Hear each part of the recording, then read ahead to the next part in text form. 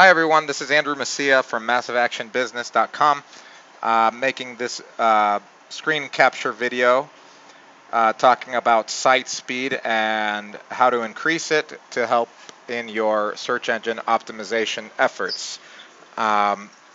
So first of all, if you need to reach us, the phone number is here on the website, or you can go to the Contact Us page. So let's talk about site speed. First of all, in this blog post, I'm in the midst of writing it. Site speed is pretty important. Even Google even mentioned it. Matt Cutts said that your page speed, the load speed affects your rankings. If you have a very slow site, you're going to be ranked lower than if you had a faster site. So with that logic in place, we want to focus on making our website as fast as possible. Also Kissmetrics, they reported on site speed as well, and they found that 47% of the users that wait longer than 2 seconds for a page to load are going to navigate away from the page. So we want to make sure that our site speed is very, very fast. So with that in mind, let's talk about what we can do. First of all, you need to test your web page to see how fast it is. You can go to webpagetest.org, and that'll give you insights. It'll give you the speed, and you can also go to the developers at Google. They have a page speed insight page. This will give you also insights on how to and it gives you instructions also on what maybe you might be able to do to increase the speed of your page. So the first one, I used this one first. So I went there and I tested our page, which is this MassiveActionBusiness.com, and this was what we got. For the first view load time was 6 seconds, and repeat view was 4.5 seconds. First byte time, the byte time is the actual time it takes for the search engine server to reach your page. That's almost 4 seconds, 3.5 seconds on repeat view. So these are very slow times. Our bounce rate is probably affected by this. So they also give you letter grades for each category. First byte time, obviously, it's very slow, so we got an F. Keep alive enabled, A. Compressed transfer, A. Compressed images, F. And cache static content, a B. And effective use of CDN, X doesn't apply, it's not applicable because we don't have that set there. And I'm not going to go over CDN right now because it's more advanced. I'll do that in a later post. So now we know what to work on. We want to make this first byte time, the response between the search engine server and our servers faster, and also when the page is reached, how fast it loads, we want to increase that. So how can we do that? Using WordPress is great. Oh, by the way, before you do any of this, we're going to be talking about adding plugins and changing settings on those plugins, which could affect your web page the way it is. If you've got a lot of content on there, you want to back it up. I always back up my sites. I use a free backup tool for this, so I'll list it here as well. So the first thing that you want to do is check your web hosting. Who is your web host? We use Bluehost because they have a good reputation. They're well known to work with WordPress, and I've never had an issue. They're fast. Their servers are fast. I never have speed issues with them. So Bluehost is our go-to hosting company. So you want to check who you have. If you have like a smaller hosting company, and maybe you can contact them and ask them why your website's so slow. Maybe they can help you on their server side as well. So now that you know who your web hosting is, and that's not the problem. In our case, it's not the problem. Our problem is that I took off all the plugins that we were using just for the purpose of this video. So I reinstalled them. I disabled them, and then now I enabled them. The first plugin that we're going to talk about is the W3 Total Cache plugin. That one, once you go into plugins, you want to add new and add this plugin and install it and activate it. Once it's activated, you're going to see here on the left-hand side a performance tab. I'll go into the general settings.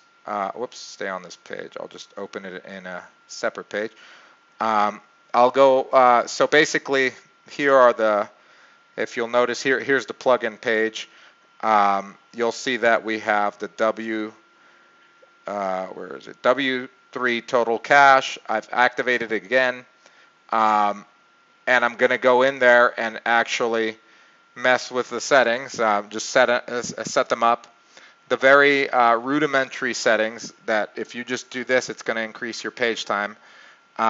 So the first setting here, we're under general settings. Page cache is enabled. Minify is enabled. If you don't know what page cache or minify is, Google it. I'm not going to explain it right now. It's not a very difficult concept to understand once you read it. It's very easy to understand. Database cache as well enabled. Object cache also enabled. Browser cache enabled. CDN is disabled. Remember how I said that it doesn't apply here because I'm not going to use it for this example because it's more advanced in regards to page speed. Reverse proxy not enabled. Monitoring is not enabled either. There is no license for W3C because I'm using the free version. Enable Google Page Speed Dashboard. Yes, I want that dashboard on there. All I have to do is add the API key here for that. Verify rewrite rules. Yes. And then I just save the settings. I'm not going to mess with the debug mode because I don't want to give you any information on debugging because it could mess up your site. You want to make sure that you deal with someone that knows how to use this. So if it's just you and you're a beginner or intermediate user, just use those settings, save them, and that's it. So, and then you move on. So save those settings, and then I'll move on to the next plugin. The next plugin that we're talking about here is the WordPress Optimize. This tool or this plugin should be under settings, I believe. No, it's not there. WordPress, oh, it's going to be here. WordPress Optimize, there it is. It's on the very bottom here. I'll open that page. Basically what the WordPress Optimize plugin does, it reduces the clutter that you have in your database by removing stuff that that is not in use right now. For example, like spam comments that haven't been deleted permanently, trashed items, again, that are cached in the trash bin but not removed completely, and other options there. So you go there, it opens up this dashboard, and it asks you what you want to do. I checked the first four: clean all post revisions, clean all auto draft posts, remove spam comments, remove unapproved comments, yes, and then I continue, click on process. It'll process that and clean out the database. This is great because if it weren't for this plugin, you'd have to actually do it manually through your control panel. So once that's done, you can move on to the next plugin. The next one, it deals with images, WP Smush. That one, once you install it, again, in plugins, you're going to go to the media, and it's going to be the third option here, WordPress WP Smush. And basically what this does to your images, it reduces the image file size. If you rely on images that are high quality, maybe you're a photographer or whatever, an artist, and you need high quality images, you might not want to use this because it might reduce the image quality. But again, our website doesn't depend on images very much, so I don't care if it reduces my image quality. The problem is that a lot of our images were uploaded without actually having edited them, like on Photoshop or Illustrator, to make them a smaller size, so they were uploaded large. So what this will do is go in there and reduce their size. So here it is. This is the dashboard for WP Smush. It asks me if I want to upgrade. Again, this is a free plugin. I'm using the free version. And then here it just asks you if you want to bulk smush everything. And I just click yes. Now it reduced my images by 2.6 megabytes, which is great. 84 total images were smushed or compressed. So once that's done, now I can rerun my test. And I reran the test. If you notice, it's 3:11 right now. I just ran it. I don't see the time on here, but anyway, I just ran it like 20 minutes ago. And you notice that the first test was 6 seconds for first view. Repeat view was 4.5 seconds. Now we're down almost to 2 seconds. We're 2.7 and under a second for repeat view. First byte times are way low compared to what they were before. Almost 4 seconds and 3.5 for repeat view.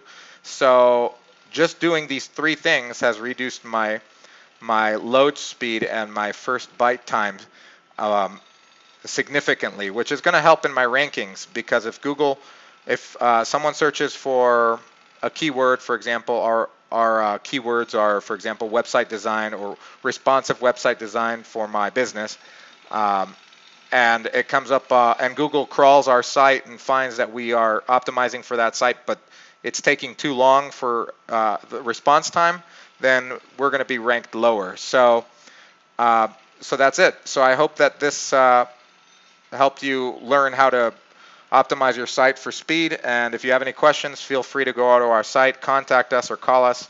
Thank you, and have a good day.